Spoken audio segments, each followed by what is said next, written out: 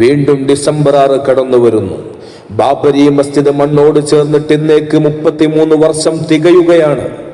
ഇന്ത്യയുടെ മതേതരത്വ ജനാധിപത്യ പാരമ്പര്യത്തായത്തിൽ മുറിവേൽപ്പിച്ച ആ ദിനത്തിന് 33 വർഷങ്ങൾ. ഓരോ ഡിസംബർ 6 വരുമ്പോഴും ആ കറുത്ത ദിനത്തിന്റെ ഓർമ്മകൾ നമ്മുടെ ഹൃദയാന്തരങ്ങളിലേക്ക് കടന്നു വരണം.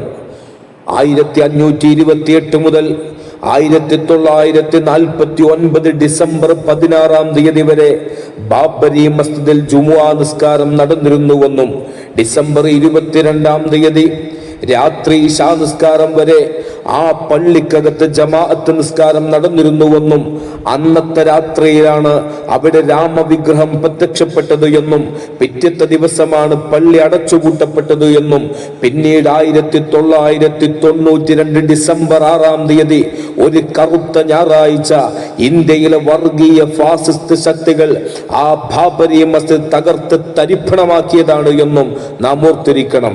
ഇന്ത്യയുടെ മതേതരത്വം ലോകത്തിന് മുന്നിൽ തലതാഴ്ത്തി നിന്ന ദിനം കൂടിയായിരുന്നു ഡിസംബർ 6. ചരിത്രത്തിന്റെ ഇന്നലകളെ നമുക്ക് മറക്കാതിരിക്കാം.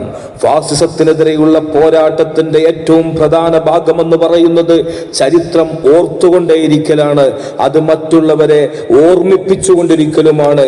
അതുകൊണ്ട് തന്നെ തകർക്കപ്പെട്ട ബാബരി മസ്ജിദിന് നമ്മുടെ ഓരോരുത്തരുടെയും ഹൃദയത്തിൽ സ്മാരകങ്ങൾ പണിയേണ്ടതുണ്ട്.